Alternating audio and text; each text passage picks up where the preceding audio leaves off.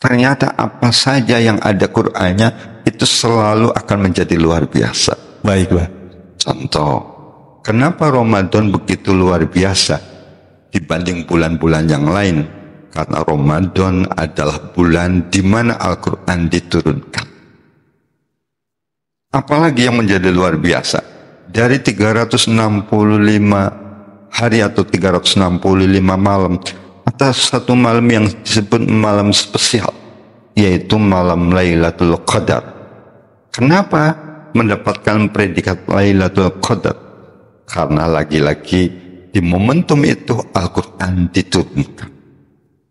Contoh lagi, kenapa kota Mekah, kota Madinah menjadi sangat luar biasa?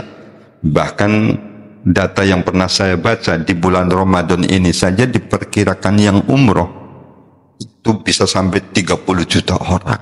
Masya Allah. Kenapa begitu luar biasa? Luar biasa. Karena di dua tempat ini, di kota Mekah dan Madinah, Al-Quran itu diturunkan. Maka biasanya kan, siapa saja yang menghendaki hal luar biasa, maka cobalah mendekat dengan Quran. Baik, Pak. Kenapa kan? Karena dalam dimensi Al-Quran, di samping ada kemu'jizatan Quran, di samping ada kemuliaan Quran, di samping ada keagungan Quran, di samping ada keberkahan Quran, tetapi ada juga keajaiban Al-Quran. Dan itu yang nyampaikan adalah rajin. Nah, artinya kalau kita menganggap bahwa Quran itu luar biasa, dan Quran itu akan menuntun kita menemukan kehidupan yang luar biasa pula, maka orang pasti tidak akan mau menyia-nyiakan kesempatan untuk senantiasa terus bereratan dengan Al-Quran. Makanya siapa saja yang kehidupannya selalu dekat dengan Quran, kata baginda Rasul, dia menjadi ciri manusia yang terbaik. Makanya siapakah yang terbaik itu? Baginda Rasul memberikan kriterianya simpel kan? Khairukum man ta'allamal Qur'an wa 'allamahu. Orang yang senantiasa hidupnya berinteraksi dengan Quran.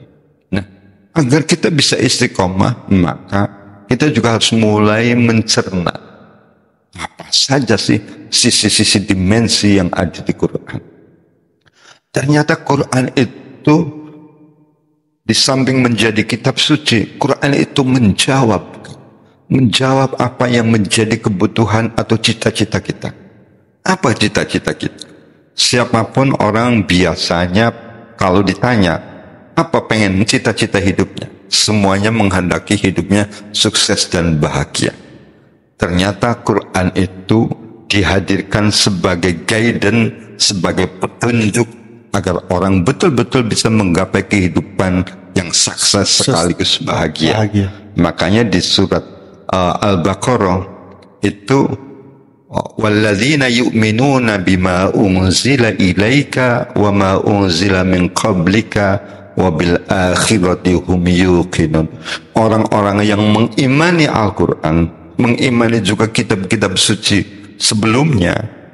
Nah, dia itu ternyata apa predikatnya? Ulaika ala hudam min rabbihim. Mereka inilah orang yang senantiasa akan dituntun, akan senantiasa dikaruniai hidayah, sekaligus wa ulaika humul muflihun. Mereka inilah yang digaranti, dijamin pasti sukses. Apalagi cita-cita kita kan, pasti di antara kita ingin hidupnya menapaki derajat mulia. Quran ternyata bacaan mulia kan. Baik, Pak. Makanya di surat Al-Waqi'ah, innahu laqur'anum karim. Kalau orang bacaannya kemuliaan terus, maka dia akan senantiasa punya konstruk berpikir tentang pondasi kemuliaan, langkahnya menuju kemuliaan, goal settingnya, tujuan kemuliaan. Baik, Pak. Apalagi cita-cita orang pasti menghendaki hidupnya berkah. Dan ternyata Quran itu adalah kitab berkah. Makanya di Quran juga disebut wa hadza kitabun anzalnahu mubarak. Saya kalau boleh menganalogi Al-Quran itu seperti halnya kayak minyak wangi kan. Minyak wangi itu kalau nempel di baju ya bajunya wangi, kalau nempel di sarung ya sarungnya wangi. Artinya siapa saja yang nempel dengan Quran maka dia berkah. Makanya kalau ingin kehidupannya berkah, yuk mendekat dengan Quran. Kalau mau lagi seluruh aktivitas yang kita lakukan, kalau kita menghendaki keberkahan, maka tadi dekatkan dengan Quran. Ingin bisnisnya berkah, cobalah sebelum memulai bisnis, awali terlebih dahulu dengan menyapa Quran. Kang, saya baca Qurannya nggak bisa, udah yang bisa. Kalau bisanya Al-Fatihah, nggak apa-apa, baca surat Al-Fatihah saja. Kalau Al-Fatihah terlalu juga dirasa masih terlalu panjang, sudah minimal baca bismillahnya saja. Kalau kita ingin kerjanya berkah, coba sebelum berangkat kerja, awali dulu dengan menyapa Quran. Saya nggak bisa baca Qurannya, sudah bisanya apa? Kalau bisanya baca surat Al-Ikhlas, sudah nggak apa-apa, mulailah dengan surat Akhir. Kalau nggak bisa juga, sudah bisanya apa?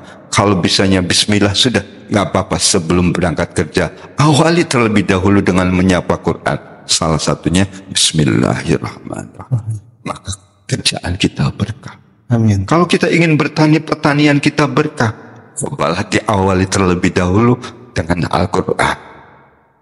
Karena apa saja yang di situ ada Qurannya, maka di situ dijamin, digaransi ada keberkahannya. Kenapa? Wahada kitabun anzalnahu mubarak. Orang ingin hidupnya senantiasa sehat, dan Quran dihadirkan sebagai obat jiwa. Kalau orang terus mendekat Quran, berinteraksi dengan Quran, maka dia sehat, baik secara fisiologi ataupun psikologinya. Apalagi kebutuhan kita kan, ingin sukses, ingin bahagia, ingin mulia, ingin berkah. Ternyata setiap orang juga ingin senantiasa dapat curahan kasih sayang.